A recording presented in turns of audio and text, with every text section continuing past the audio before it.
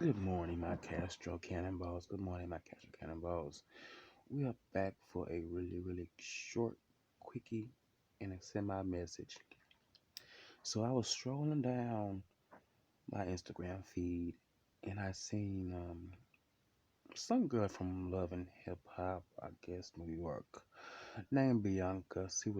She made a not so nice statement in post saying that she wanted to, I think, she wished she was dead.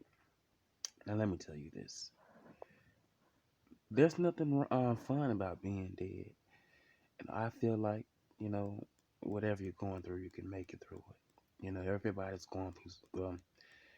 I don't know everybody, but as people, we do go through things.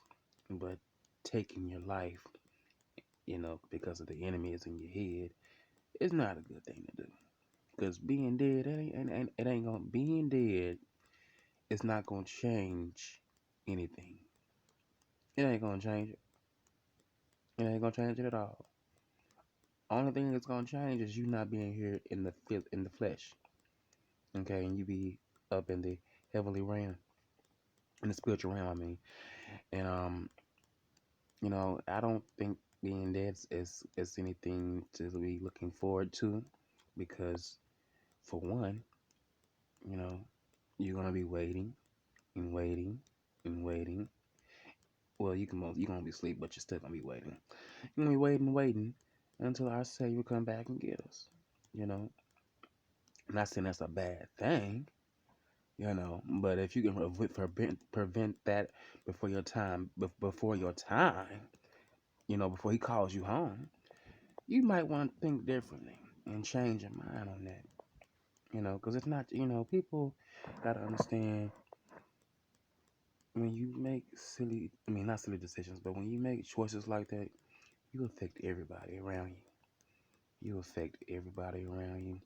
And I hope people. I even heard that Taraji P Henson thought about committing suicide, and I don't understand all of this. Like, y'all can't get to the point where y'all can just be by yourselves, or be in a space for a certain amount of weeks and days. Yeah, you may be used to getting around, but shit, um, you can't handle that. And I know people can. I know people are used to working. Hell, my job has slowed the fuck down. Shit's already hard. Money's tight. Hell, but at the same time, I know whatever God has for me is coming. Yeah, I still make some type of money, you know, but I don't think about taking my life. We are we all are normal. You know, when days I don't feel good, I don't log on. I don't log on. I don't have to. I don't need to. I don't need the world knowing what's going on the inside with me. That's between me and my God. That's all. And my family. If I choose to tell them what's going on, you know. But all of this suicidal stuff because of a pandemic, which I think that's what it really is, because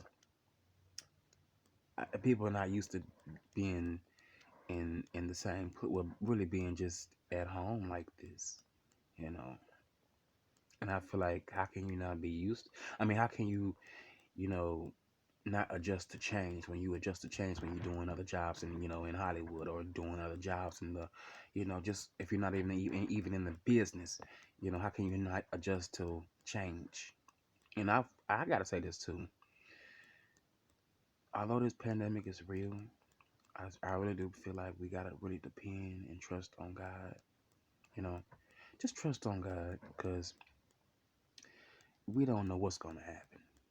We don't know if how long this stuff is gonna ride out. You know, because it's really getting to a lot. It's getting to a lot of people. It's making people, I guess, feel crazy. But obviously, people ain't praying, because that's nothing but the enemy. That's nothing but the enemy. God don't want you to take you. God doesn't want you to take yourself out before your time. People, you think that's God? That ain't God. That's the enemy trying to get you to do something crazy, so he can have other people in your family hurting because you done made a selfish decision, a selfish decision to want to take yourself out, all because you're going through something in your mind and your in your life. You need to just look. The best way to fix it, the best way to fix it is you go get some help.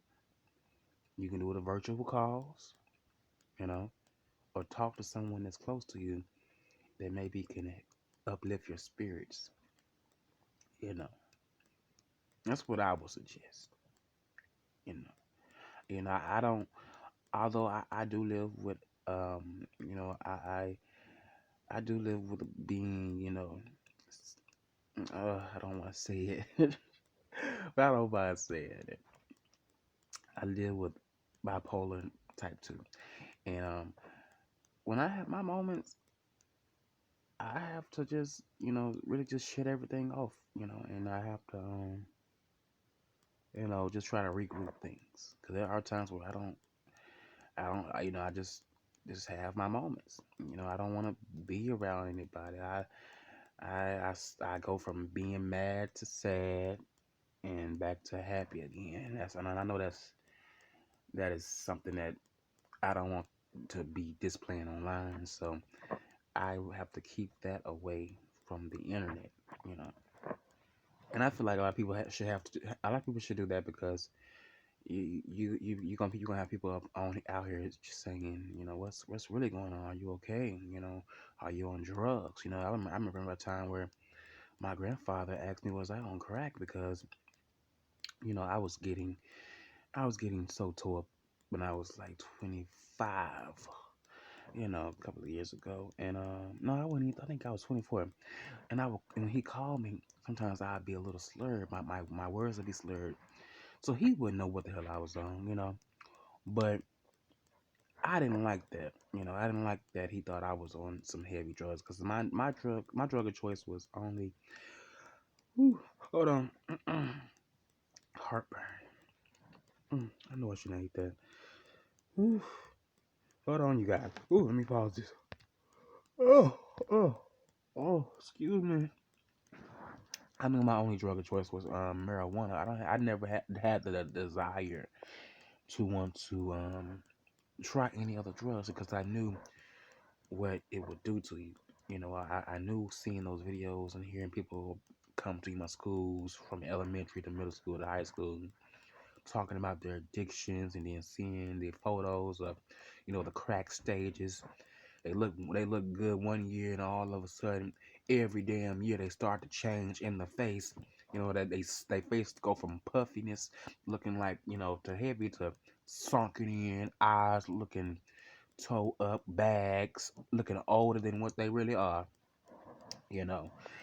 So I knew and I knew in my heart that I wasn't gonna do that. I wasn't gonna try to see what's the next what type of high I'm gonna get off of this, because I just that was gonna be a no go for me, and it is still a no go for me. Anytime somebody asks me, do I want to hit some type of white girl or smoke some type of crack, no, I don't do that. And pass it on to Bob down the street. I'm good. hmm I am good. I ain't too crazy about liquor, but I'll have a few shots. I ain't gonna lie, I will have a few shots, but I do a beer too. But yeah, I'm the type of person I can have self control when it comes to things like that. I don't have to have it.